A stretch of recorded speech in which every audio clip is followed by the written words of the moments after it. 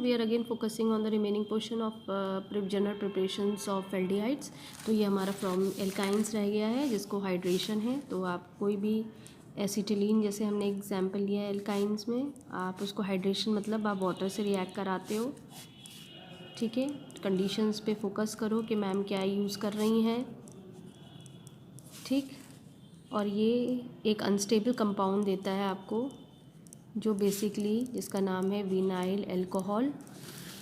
It is unstable in nature, जो further tautomerism पे जाएगा। टोटोमेरिज्म में जाएगा तो ये आपको देगा CH3CHO। ठीक है, एसिटल्डिहाइड आपको दे देगा। तो हम सिर्फ एल्डिहाइड्स पे फोकस कर रहे हैं, तो आपने एक ही रिएक्शन याद करना है। फिर एक और रिएक्शन है फ्रॉम नाइट्राइल। अगर आप नाइट्राइल से बनाना, क्योंकि मैं वही करा रही हूँ जो आपके रिड्यूस सिलेबस में है, तो नाइट्राइल्स में देखें क्या क्या आ रहा है। पहले हम ग्रिग्नाल रिएजेंट देखते हैं।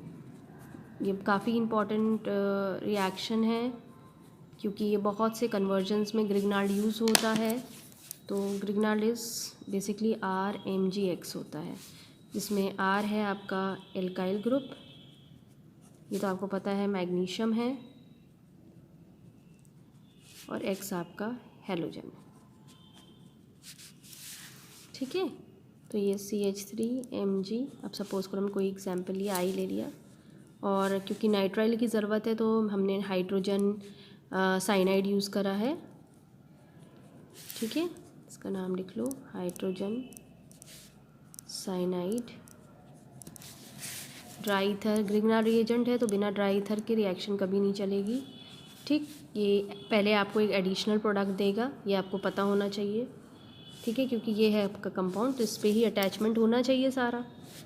तो ये आपका है CH3CH डबल बॉन्ड NMgI। ठीक है, ये आपका एडिशनल प्रोडक्ट है जो फर्दर हाइड्रोलिसिस पे जाएगा, एसिड हाइड्रोलिसिस पे।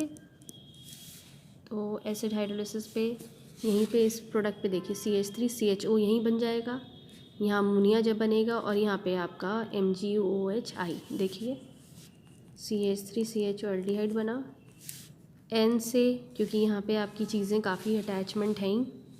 ठीक है, प्लस NH3 जाएगा आपका, प्लस MgOHI। ये आपके पास कंपाउंड है। ठीक है, कीटोन्स वाला हम फिर कह रहे नहीं कर रहे हैं, we are focusing on aldehydes only. So this is the products. Now next is Stephen's reduction. It is also important, क्योंकि जो नेम रिएक्शन होती है ना, किसी साइंटिस्ट के नेम पे होती हैं, तो कभी के नेम रिएक्शंस पे बोर्ड में आ जाती है।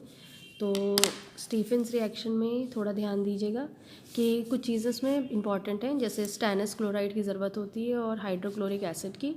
तो nitrile on reductions with this thing stannous chloride and nitric hydrochloric acids gives you, basically it takes place and this particular reaction further on this thing, it gives you an further on hydrolysis gives you aldehydes। तो basically क्या करा कि nitriles जो होते हैं जब वो reduction पे जाते हैं, उससे पहले देखो रिडक्शन के लिए जो में क्या करना होता है, स्टैनस क्लोराइड और हाइड्रोक्लोरिक एसिड का रिएक्शन कराना पड़ता है। तो स्टैनस क्लोराइड और HCl का जब तुम रिएक्शन कराती हो, तब आपको स्टैनिक क्लोराइड मिलता है और साथ में नेसेंट हाइड्रोजन्स मिलते हैं H। ये H आप फर्दर जब कोई भी आप नाइट्राइल यूज़ करोगे, जैसे मैंने यहाँ पे ईथेन नाइट्राइल यूज़ करा है CH3C, उसका रिडक्शन जब मैं करा रही हूँ SnCl2HCl, ये तो लिखना ही पड़ेगा। तो ये आपको CH3CH double bond NH, further hydrolysis पे जाएगा वो, और ये आपको एसिटल्डिहाइड देगा। ठीक है, CH3CHO यहाँ मिल जाएगा, और ये NH से आपको NH3 मिल जाएगा। ठीक है, ये कंडीशन है आपके पास, ये स्टीफन रिडक्शन है। तो SnCl2HCl ये रिएक्ट करेंगे, जो आपको 2H देंगे। ठीक है, फिर वो हाइड्रोलिसिस कराएंगे, हाइड्रोलिसिस में जब वो फर्दर मतलब ये रिएक्ट करके एक आपको कंपाउंड देंगे, फिर वो फर्दर हाइड्रोलिसिस होगा जो एल्डिहाइड्स आपको दे देंगे। अब ये esters are reduces to aldehydes with di di iso butyl aluminium nitrile, ठीक है। तो उनका भी आपको देखना है कि रिडक्शन कैसे होगा। ये आया नहीं है, इस मेथड से कीटोन्स हम प्रिपेयर नहीं करते हैं, लेकिन हम एल्डिहाइड्स की कंडीशंस हम देख सकते हैं। ये rare of the rare reaction मैं लिखवा दे रही हूँ, लेकिन it's not necessary that it will come to your exam, it's not at all required, क्योंकि हमारे में ना जो है वो लिमिटेड है। आपका मीथेनॉल और इथेनॉल है, तो इसमें ये दोनों कंडीशंस नहीं बनती हैं, इसीलिए हम लिखवा देते हैं, लेकिन there is no need to learn this particular reaction, ठीक है। ऐसे करने की ज़रूरत नहीं है आप लोगों को, क्योंकि फिर फालतू में आप कंफ्यूज होंगे, ठीक है।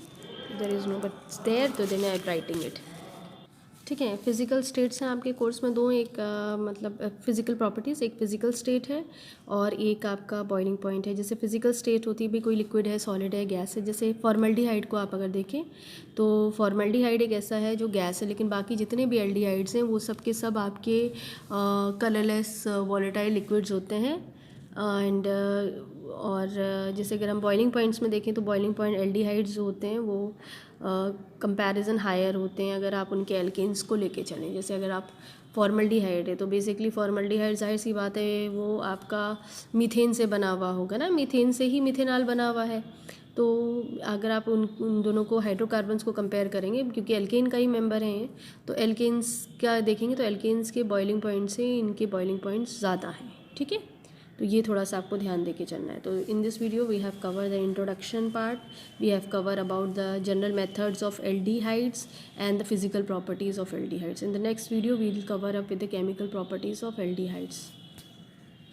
Now next is general preparations of ketones from alcohols we are using. हम secondary मैंने कहा था ना aldehydes जब बनाएंगे then you will focus on the primary alcohol, but when you focus on the this thing ketones then you focus on secondary alcohols. Secondary alcohols go for oxidation. This was the condition, K2Cr2O7 in acidified form.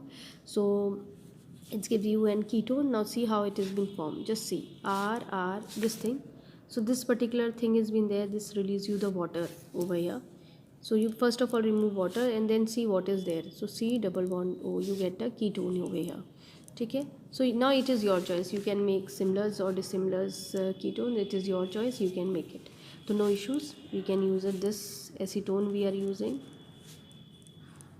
Acetone कह रही हूँ, हम secondary alcohol हम use कर रहे हैं यहाँ पर, जो आपका आइसोप्रोपाइल अल्कोहल इज़ देयर।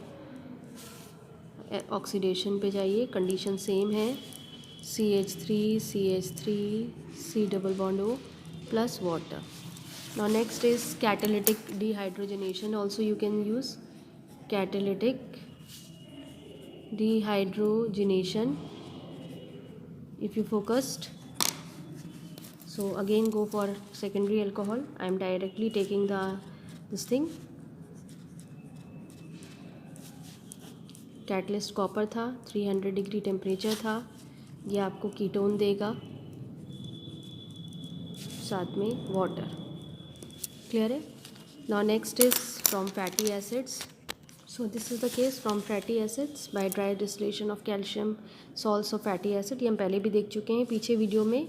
ये कैल्शियम आपका एसीटेट है, उसका ड्राई डिस्टिलेशन आप कराओगे तो कैल्शियम कार्बोनेट आप ऐसे रिमूव कर लीजिए, ठीक है. ये इधर आएगा, ये 3C भारी में है, तो you get it ketones over here, calcium carbon is remove, तो ये आपका एसीटोन इज़ बीन फॉर्म्ड, ठीक है. तो ये थोड़ा ध्यान दे के चलना कि how it is been there.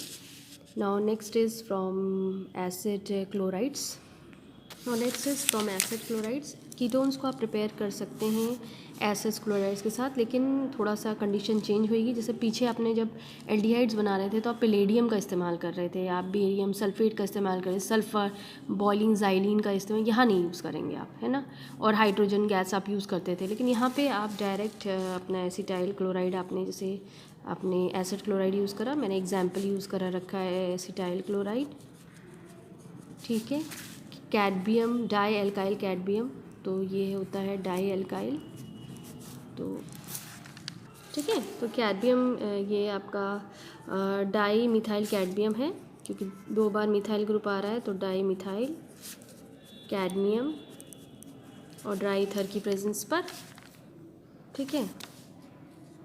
We were doing it, and you must be remembering that I have just now told you that this is acetyl chloride that reacts with dimethyl cadmium. Dry ether के बिना presence में होगा नहीं और आपको ketone दे देगा, ठीक है। अब कीटोन या आपको कीटोन्स कैसे बन गया यहाँ पे जो एसीटोन है, देखो वी हैव CH3 2 times, तो you can write down CH3 CO you can get it from here, CO you are writing, and this just see cadmium is there, cadmium chloride valency पता है ना, cadmium की +2 होती है, इसकी -1 होती है, तो CdCl2। इसको बैलेंस करने के लिए, 2 को बैलेंस करने के लिए यहाँ पे तुमने क्या कराया, 2 इधर लगा दिया, ठीक है। You put it 2 over here, now you can see I have put 2 over here, why, because already this is 2 times we are using, यहाँ पे भी 2 है, तो आपके पास इतना ज़्यादा है, that's why you have to place it 2 over here.